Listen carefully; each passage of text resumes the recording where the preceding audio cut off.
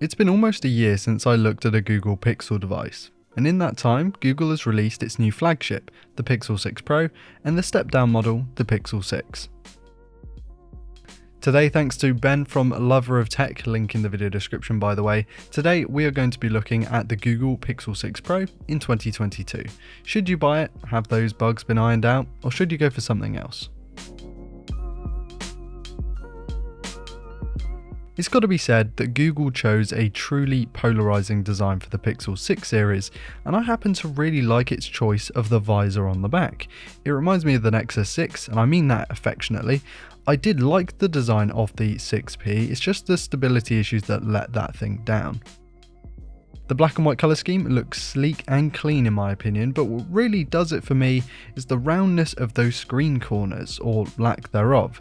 See, many 2022 phones have these comically rounded corners that look almost cheap and like a toy. The Pixel 6 Pro by contrast rounds these corners a lot like old Galaxy Notes, and that's almost completely squared off. I'm a big fan of those.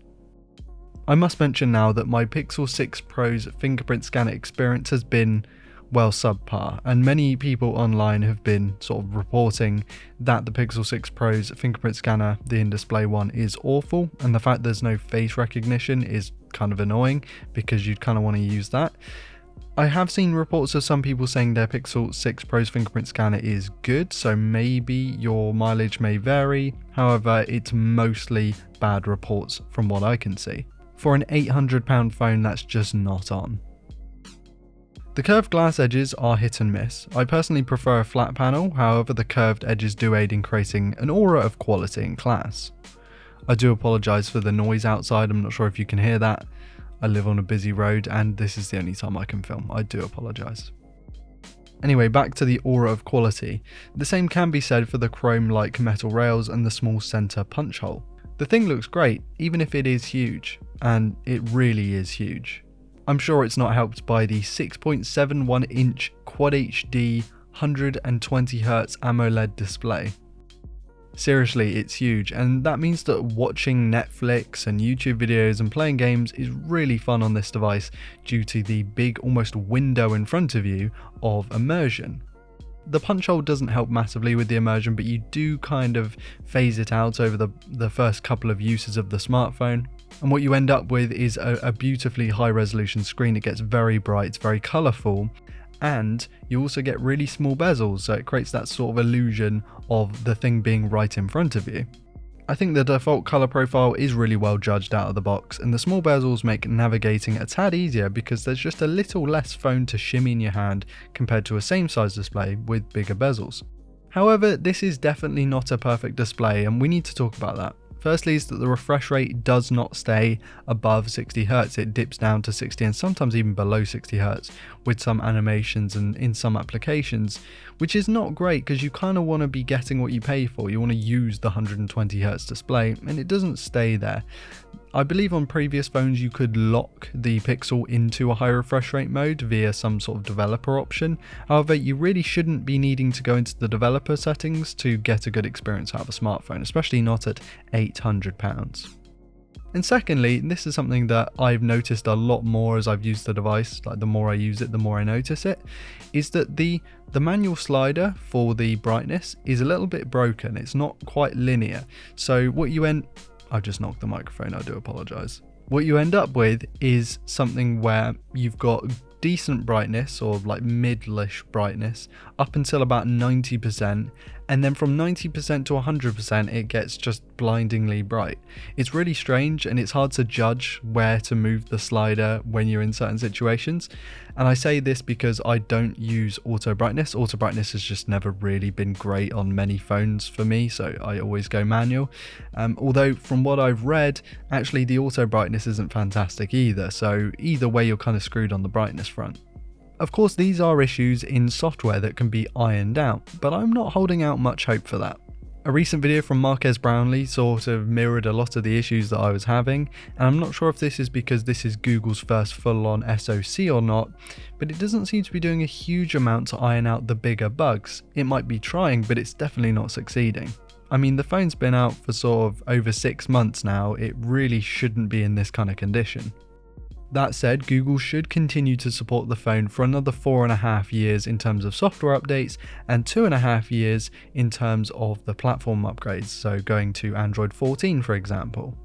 This is good, but Samsung has also been pretty good at keeping its devices up to date, something that you couldn't say a few years ago. Issues aside then, I really do like Pixel experience. It's a really cool looking, sort of clean, functional operating system that feels quite light and moves quite fluidly, but doesn't sort of take away some of the main features that you really want in a smartphone. I think everything is there, but it's not overbearing. And for that reason, it's definitely my second favourite Android skin behind One UI, but definitely above ColorOS and then Xiaomi MIUI. Let's go back to Google's SoC. It's called the Google Tensor, and it performed pretty admirably in my time. Combined with the 12GB of RAM in all of the Pixel 6 Pro models, you're able to get some really good performance in and out of games. I played a bit of COD Mobile after having recently fallen back in love with the console versions of the game, and I happen to say that whilst the performance in-game from me wasn't great, the performance from the phone was definitely superb. And the same can be said for other games on the Pixel 6 Pro too. Colour me impressed. And that wasn't the only thing to do with the Google SoC that surprised me. Actually, I found the battery life to be really good. It wasn't groundbreaking by any means, but it got me through a full day easily, a day and a half almost on every occasion, and actually the standby time was really good as well. Much better than some of the other Android phones that I've been checking out on the channel recently. Unfortunately, there is no charger in the box. This is really annoying and I wish it wasn't like that, but I'm not going to bang on about it in every single video. So yeah, I end up charging my phone on sort of my PlayStation, my TV or my computer these days anyway. But what about the cameras? You can't talk about a Pixel phone without at least mentioning the cameras. Well, as excited as I was to try this thing out, I have to say that I wasn't blown away. Sure, these images are great, and the Pixel 6 Pro is up there easily in the top 3, maybe even the best smartphone cameras, but it wasn't head and shoulders above the rest. I was perhaps naively expecting the Pixel 6 Pro to really wow me like the original and the second iterations did, because they really did blow me away. Instead, I kind of felt impressed, but again, not completely blown away. And I don't think this has anything to do with the Pixel 6 cameras being mediocre or bad even, but more that the competition has really caught up. If I'm after a dedicated camera smartphone, I'm picking between this, the Galaxy S22 Ultra, and the iPhone 13 Pro, whereas a few years ago the Pixel would be right above the rest and you wouldn't even compare them. Don't get me wrong, it is definitely still top tier, and having that extra focal length on a Pixel is amazing. I've even captured some video from an upcoming wearable review on the Pixel 6 Pro. It's definitely very, very good. It just doesn't blow the competition out of the water completely. I have to admit, I've been a bit all over the place in this review with not a consistent narrative throughout, and that's because, well, I have mixed feelings on the Pixel 6 Pro. On the one hand, I actually really like the hardware on offer here. Google's SoC seems to be performing very well, even though it might not be the fastest. You get a really nice design in my opinion, again very polarizing, some will hate it, some will love it, I happen to love it. You get very good battery life and you get a really good selection of cameras. It's actually the software that lets it down, and that's not something that you'd expect to say about a Google Pixel device. Usually, I mean, look at the Pixel 5, it was the other way around. The software was the star of the show, and actually a good few Pixels prior to that were the software focused ones. Actually, I can't wholeheartedly recommend this smartphone to anyone at the moment due to its instabilities. You don't even have to get the fingerprint scanner spot on, but if you can stop the crashing and the hangs and maybe a few issues when it comes to the screen, for example, then I think you've got a really good phone on your hands there, and I think at £800 it's actually quite a good deal. However, in its current state, I just think you're better off going with something from Samsung, maybe even OnePlus, or maybe Xiaomi. And of course there are plenty of iPhones to choose from as well. So that kind of rounds out my review. I mean, it's a fantastic phone on paper, but it just needs a bit of polishing in software, something that I would have expected Google to at least fix by now. I'm not holding out any hope, and please don't buy anything based on future promises, because a lot of the time they don't get followed through on.